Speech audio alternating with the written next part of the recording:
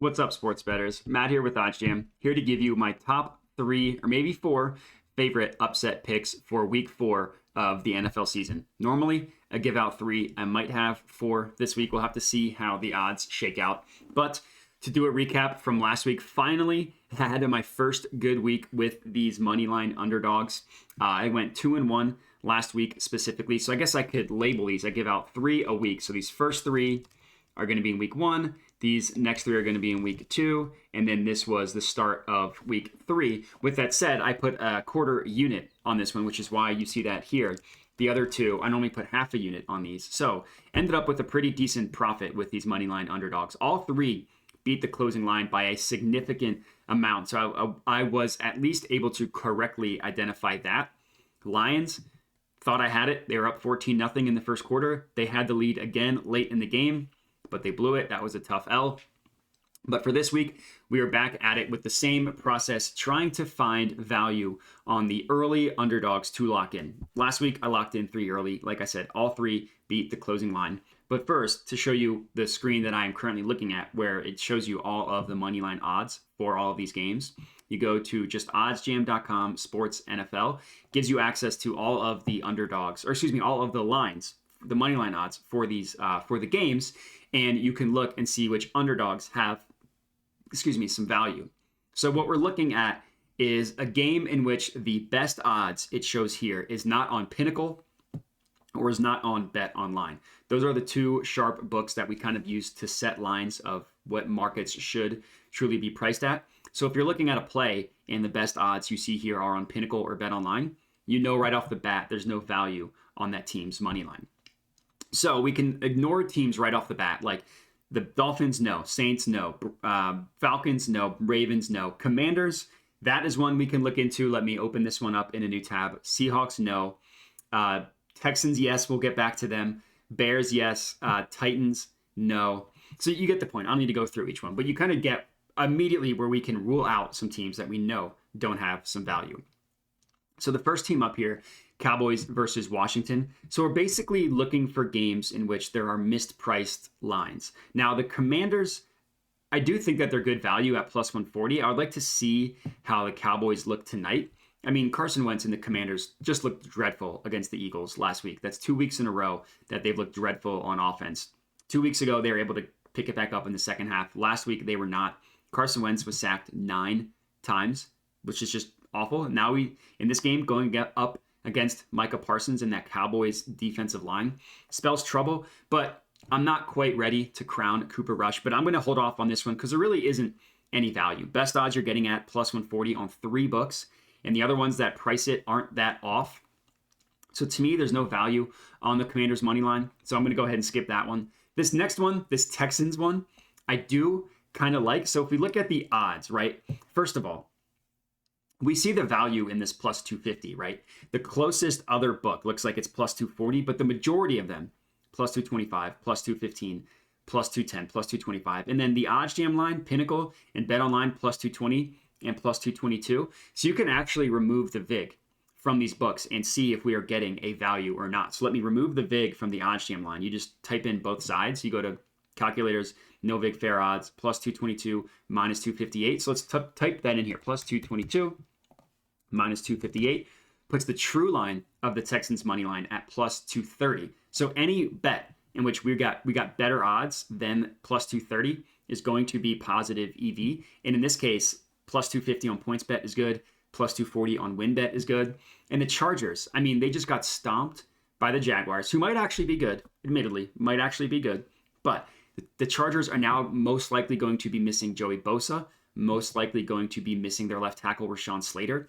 Not even mentioned Justin Herbert, who's definitely hobbled by his ribs, the rib injury that he suffered last week. So this one is risky. I get it, but the Texans, it's a plus EV play, and I think it's good value. So I actually am going to lock in the Texans money line. I'm going to put half a unit on them if they accept it. PointsBet does have me limited, unfortunately. So we'll see what they accept on this one. I'm going to try to get 50 on it, half a unit, but we'll see. Okay, and they did accept that. So that is going to be the first play of these moneyline underdogs. $50 on this one. It's already plus EV. So we are looking at the Texans at plus 250. So that is moneyline bet number 1 starting in week. So now let's keep going through finding teams that has value. The Jets against the Steelers, I don't think is horrible, nor do I think the Bears against the Giants is horrible, but I'm going to wait and see how the Giants look tonight. I mean, if they end up winning this, the Bears are going to become much heavier, much more heavier underdogs. The Giants look terrible. I don't think it'll has anywhere to go because like the Bears are somehow 2-1 despite being like one of the worst 2-1 teams in NFL history. Just awful. So this one I'm sitting out.